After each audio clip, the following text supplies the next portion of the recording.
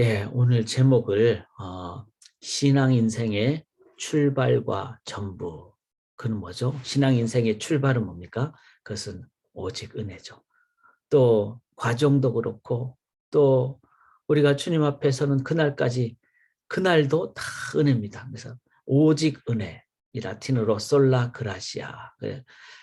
우리 종교 개혁가들이 솔라 그라시아, 오직 은혜, 이걸 참 중요하게 여기는데 우리 꼭 기억하시면 좋겠습니다.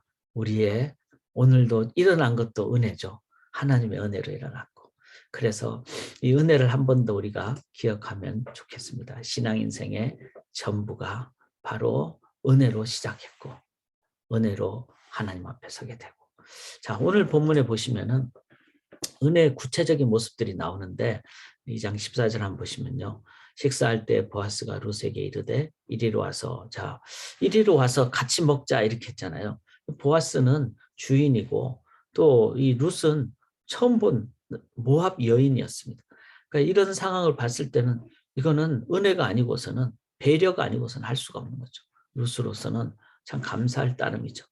그리고 네 떡 조각을 초에 찍어라. 이 초라는 것은 이제 소스 같은 겁니다. 그래서 이제 그래야 좀 더 맛있으니까. 그래서 이런 배려가 있죠. 룻이 곡식 베는 자 곁에 앉으니 그가 볶은 곡식을 주매 룻이 배불리 먹고 남았더라. 자, 룻은 곡식을 베는 자가 아니죠.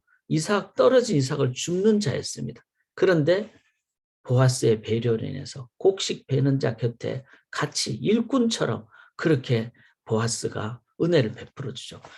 실은 본문을 보면 지금 이 보아스는 이 모압 여인인 룻이 나오미의 뭐 어떤 며느리라든지 이런 부분을 정확하게는 알지, 그러니까 나오미가 뭐 모압 여인 며느리를 데리고 왔다, 그런 거는 동네 사람들 통해서 들었지만 그 사람이 지금 내 앞에 있는 사람인지는 모르는 상황입니다. 그런 가운데 이 보아스는 룻이라는 이 모압 여인, 상황을 보면 알겠죠. 우리가 뭐 중국 사람, 일본 사람 다 구분하듯이 그렇게 이제 상황을 저희가 이해를 할 수가 있는데, 그런데 모압 여인을 이제 곡식 베는 자 곁에 앉게 하는, 그것도 배불리 먹게 하는, 이거는 다 뭐죠? 보아스가 하나님의 은혜로 인도함을 받지 않았다면 그렇게 할 수가 없는 거죠. 그리고 2장 15절에 보면 룻이 이삭을 주우러 일어날 때 보아스가 자기 소년들에게 명령하여 이르되 그에게 곡식단 사이에서 죽게 하고. 자, 곡식단 사이에서 죽는다는 것은 이 곡식을 이렇게 딱 추수를 하면은 단을 묶게 되겠죠. 그러니까 거기에서 이제 일을 하게 하는, 이 말은 뭐죠? 좀 더 쉽게 일을 하게 배려를 한다는 겁니다.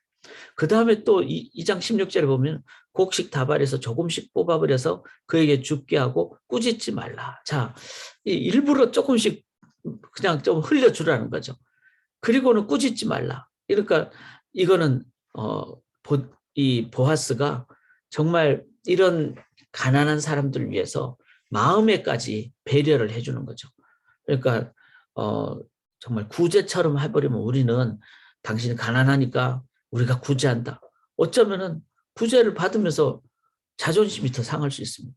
그런데 이 보아스는 자존심이 상하지 않도록 조금씩 뽑아버려서, 이거는 은밀하게 그 자존심 상하지 않도록 하는 이제 그런 꾸짖질. 왜냐하면은 많이 가져가 버리면은 사람들이 이제 곡식 베는 사람들이 막 화를 낼 수도 있는 상황인데 그러지 말라고까지 하는, 이거는 다 뭐죠?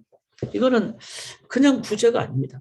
그리고 이거는 그냥 사람이 할 수 있는 어떤 그런 배려가 아니라 정말 큰 은혜를 받은 사람만이 할 수 있는, 우리 성도님들은요, 우리가 그렇게 은혜를 받았잖아요. 주님의 전적인 은혜로 구원받고 지금까지 왔습니다. 우리가 은혜를 잊어버리면은 배려심도 없고 무정해집니다. 그리고 막 봉사 조금 한다면은 나만 일한다 마르다처럼 되는 거죠. 그런데 주님의 은혜를 깨달으면요, 우리는 이름도 없이 빛도 없이 해도 관계도 없습니다. 제가 그렇게 하라는 얘기가 아니라 은혜를 기억하면은 앞에서 나서서 사역해야 되는 역할도 있겠죠. 그런데 아무리 해도 뒤에서만 있어야 되는 사역도 있어요. 부엌에서 뭐 설거지만 해야 되는 사역도 있고, 예배 끝난 다음에 남들 다 간 다음에 혼자서 교회 예배당을 청소해야 되는 사람도 있을 수도 있습니다. 그런데 은혜로 시작하면은 어떤 것이든 실은 내가 드러나지 않고 은혜에 감사해서 하게 되는 거죠. 자, 2장 17절 보시면 룻이 밭에서 저녁까지 죽고 그 죽은 것을 떠니 보리가 한 에바쯤 되는지라. 자, 배불리 먹었죠. 보아스의 배려 때문에 그 곡식단에서 일했죠. 그러니까 덜 힘들었잖아요. 그 다음에 또 곡식 다발에서 조금씩 뽑아줬으니까 그게 더 많이 가질 수가 있겠죠. 그래서 하루를 일을 했는데 한 에바는 리터로 얘기하면 한 23리터가 된다고 합니다.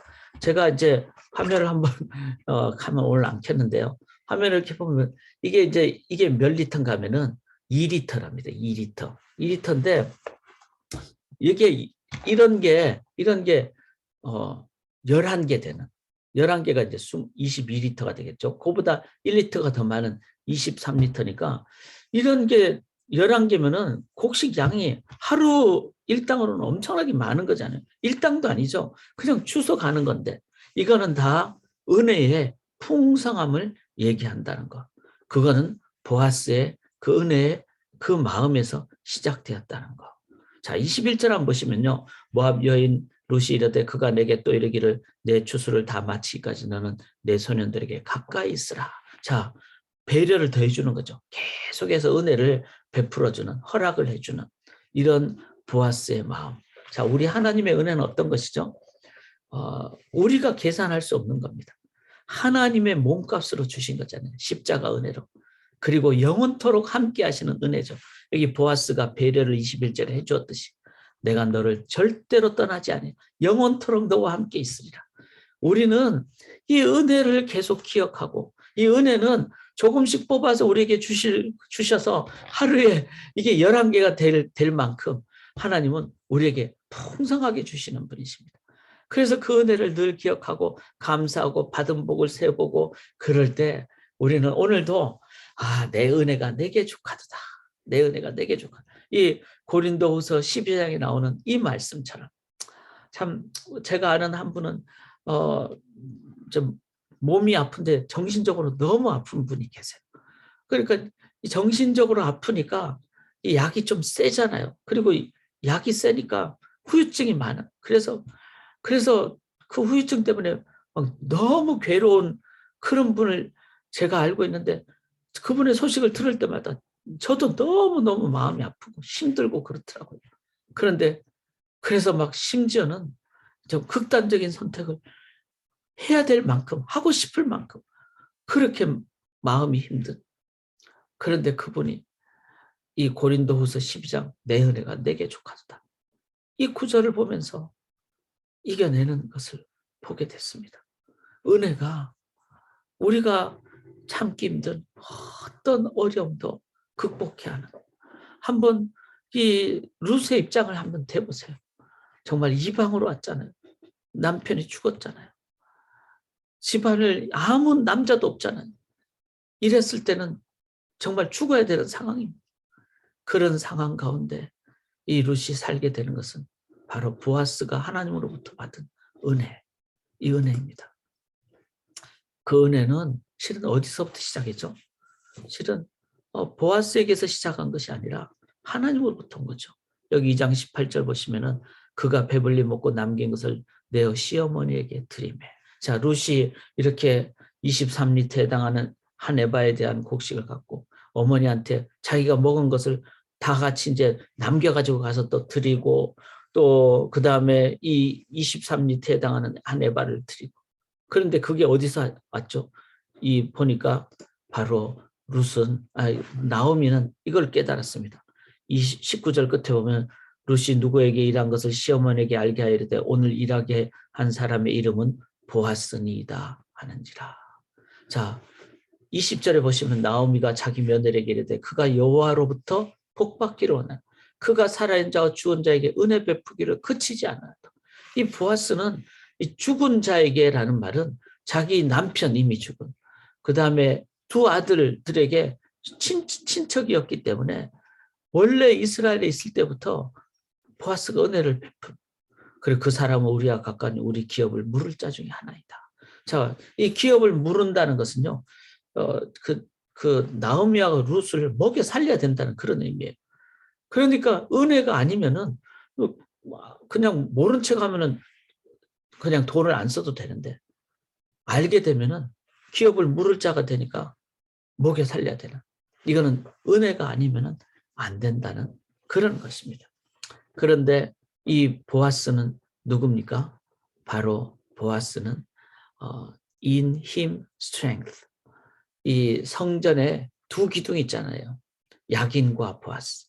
야긴은 he established. 그러니까 하나님이 말씀으로 창조하시고, 그리고 보아스는 in him strength. 바로 하나님께 능력이 있다. 그 보아스의 이름은 똑같이, 히브리어가 똑같습니다. 그러니까 하나님께 능력이 있다. 내가 이렇게 능력 있는 것은 나 자신이 아니라 하나님께 능력이 있다. 그 보아스는 하나님으로부터 그 은혜를 받았기 때문에 보아스는 그걸 나누어 주는. 그래서 은혜는 은혜를 낳고, 그리고 은혜에 계속 깨어 있는 이런 자세를 가질 때 우리들은 바로 은혜의 통로가 된다는 것입니다. 그래서 여기 22절 보시면요. 내 딸아 너는 그의 소녀들과 함께 나가고 다른 밭에서 사람을 만나지 아니하는 것이 좋으니라. 자, 다른 밭이는 것, 그냥 다른 사람들은 은혜가 아니잖아요. 그냥 뭐 구제 정도죠. 그런데 보아스는 하나님의 은혜로부터, 그래서 은혜에 깨어있는 영적 민감함을 나오미는 가졌습니다. 그냥 먹고 사는 문제가 아니라 이 모든 것의 근본은 하나님의 은혜가 출발이고, 은혜를 기억하며 나아갈 때 내가 오늘 열심히 살아도 내가 드러나는 것이 아니라 하나님의 은혜를 기억하며 열심히 살게 되고, 또 어려운 일이 만나게 되더라도 지금 나오미하고 룻처럼 어려운 상황이 어디 있겠습니까? 그런데 은혜는요, 내 은혜가 내게 족하도다. 은혜는 나를 죄악 가운데서 구원해 주신 거니까. 그러니까 아무리 어려움을 만나도 하나님의 은혜는 나를 인도하신다. 나오미는 비로소 옛날에는 모압으로 내려갈 때는 먹고 사는 문제 때문에, 기근 때문에 내려갔지만, 그리고 자기 이름을 남편도 잃고 두 아들도 이러니까 말하라고 했지만, 이제는 나오미가 이제 깨닫습니다. 어떤 상황이 되더라도 나는 은혜에서 떠나지 아니하리라. 그래서 다른 밭에서 사람을 만, 이건 뭐죠? 보아스에게 가 있어야 된다. 보아스는 은혜의 통로이니까. 은혜에 깨어있는 영적 민감성. 사랑하는 여러분, 우리가 오늘도요, 오직 은혜로 하루 종일 어떤 상황을 만나시더라도 오직 은혜를 기억하시면서 나아가실 때 우리는 이 땅에 하나님의 사랑을, 하나님의 은혜를 전파하는 진짜 복의 통로가 될 줄 믿습니다. 자, 그 보아스는 누구를 예표할까요? In him strength. 그분께 능력이 있다. 바로 우리가 기도할 때 예수의 이름을 의지하며 기도하잖아요. 그리고 예수의 이름을 의지하며 기도할 때 주께서는 들으시고 응답하시는, 바로 보아스는 예수님을 예표하는 자입니다. 이 주님의 그 은혜를 기억하며 오늘도 그 은혜만을 기억하며 나아가시고 의지하며 나아가실 때 우리들은 가장 복된 오늘 하루가 될 줄 믿습니다. 우리 아픈 분들, 주위에 분들 계시는데 꼭 기도하시고요. 우리 성도님 중에 한 분이 어제 참 아기를 순산을 했습니다.